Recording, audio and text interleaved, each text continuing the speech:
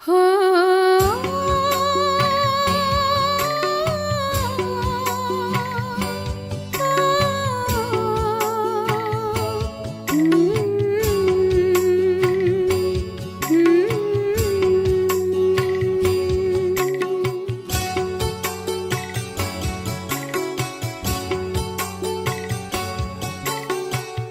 चले वतन की ओर डाल के प्रेम की डोर।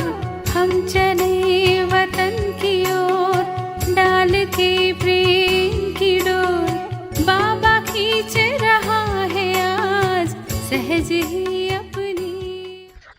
ஓம் சாந்தி 15/2/1983 அவ்யக்த பாப்தாதாவின் மகா வாக்கியம்.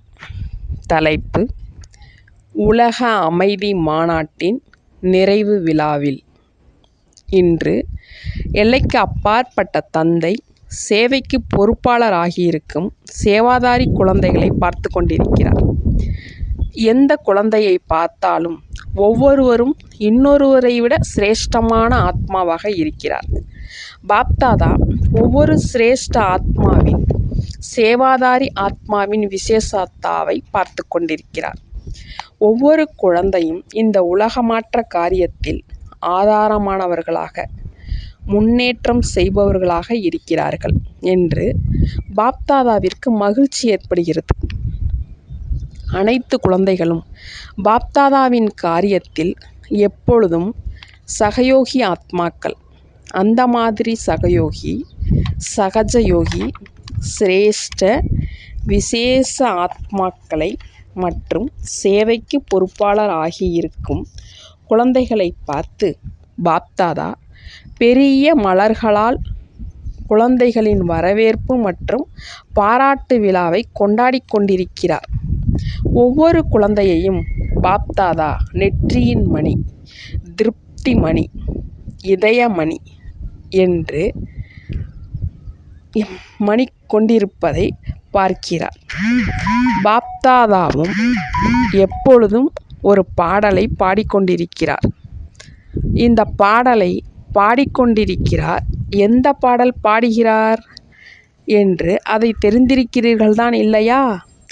ஆஹா என்னுடைய குழந்தைகளே, ஆஹா மிக அன்பான குழந்தைகளே, ஆஹா ஆஹா சிரேஷ்ட ஆத்மாக்களே, ஆஹா இந்த பாடலை தான் பாடுகிறோம். அந்த மாதிரியே நிச்சயம் மற்றும் போதை எப்பொழுதும் இருக்கிறது தான் இல்லையா? பகவான் குழந்தைகளையே மகிமை செய்து பாடல் பாடுவது என்ற அந்த மாதிரி பாக்கியத்தை முழு கல்பத்திலும் அடைய முடியாது.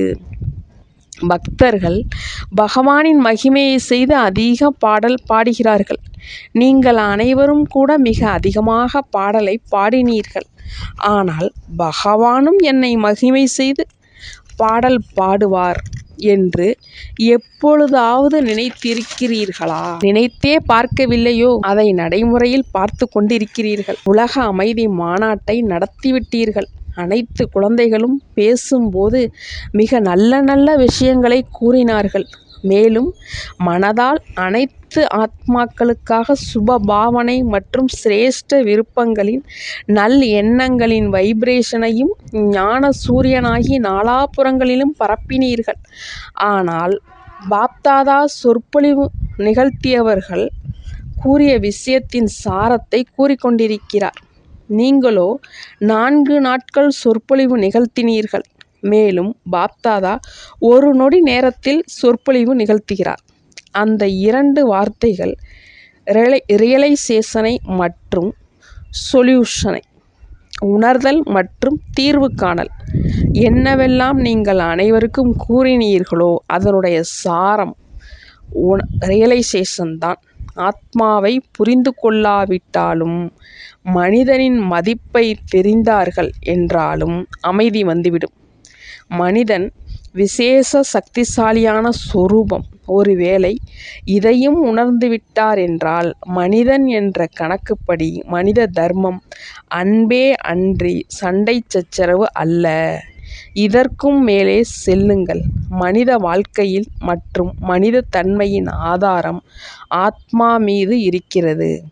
நான் எந்த ஆத்மா, என்னவாக இருக்கிறேன் என்ற இதை உணர்ந்துவிட்டால் கூட இயற்கையான குணமான அமைதி வந்துவிடும்.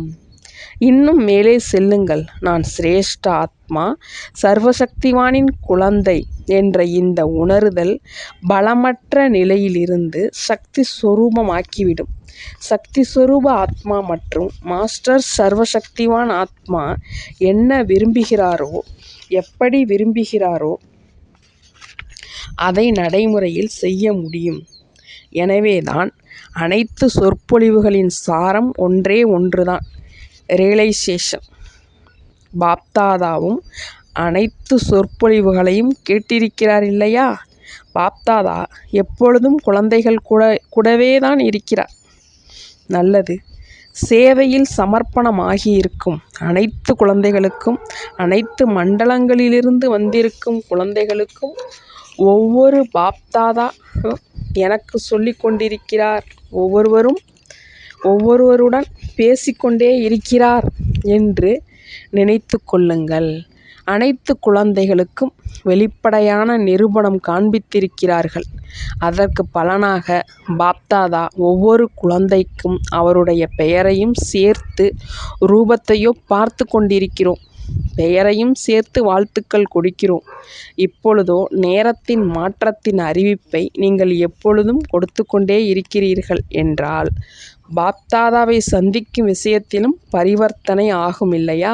நமது பரிவாரம் பெரியதாக வளர வேண்டும் என்று உங்கள் அனைவரின் எண்ணம் இருக்கிறது என்றால் பழையவர்களும் தியாகம் செய்ய வேண்டியதாக இருக்கும். ஆனால் இந்த தியாகம்தான் பாக்கியம்.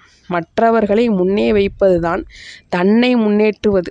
பாப்தாதாவிற்கு வெளிநாட்டு குழந்தைகள் பிரியமானவர்கள், பாரதத்தை சேர்ந்தவர்கள் பிரியமானவர்கள் இல்லை, அல்லது ஏதாவது விசேஷ குழந்தை பிரியமானவர் என்று அப்படி நினைக்காதீர்கள். பாப்தாதாவிற்கோ ஒவ்வொரு குழந்தையும் இதயத்தின் ஆதாரம், நெற்றியின் கிரீடத்தின் மணி.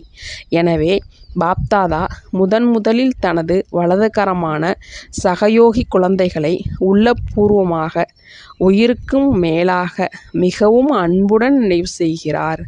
தூரத்திலிருந்து வருபவர்களை, தொடர்பில் வருபவர்களை சம்பந்தத்தில் கொண்டு வருவதற்காக நீங்கள் அனைவரும் மிகவும் குஷியோடு அவர்களை முன்னுக்கு வைக்கிறீர்கள், மேலும் வைத்துக்கொண்டே இருப்பீர்கள்.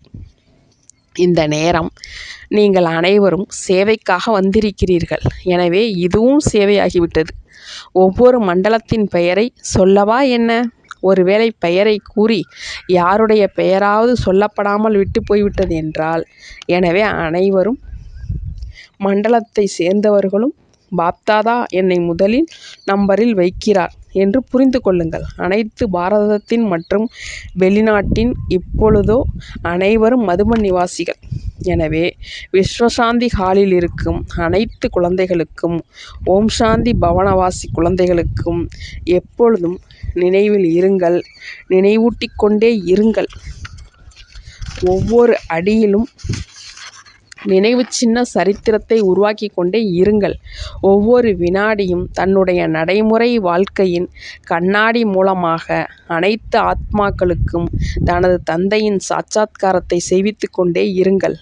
அந்த மாதிரி வரதானி, மகாதானி எப்பொழுதும் குழந்தைகளுக்கு பாப்தாதாவின் அன்பு நினைவுகள் மற்றும் நமஸ்காரம். ஓம் சாந்தி. तो बच्चों को तो सर्विस करनी है, जो बाबा कहते हैं सबको ये बताओ कि देखो तुम्हारा एम एंड ऑब्जेक्ट ये है, एक गीता है बगैर, ये राजयोग है ना बच्चे। कैसे है राजयोग? बिल्कुल सहज है कि बाप को याद करो तो ये वैसा मिलेगा तुमको। ओम शांति।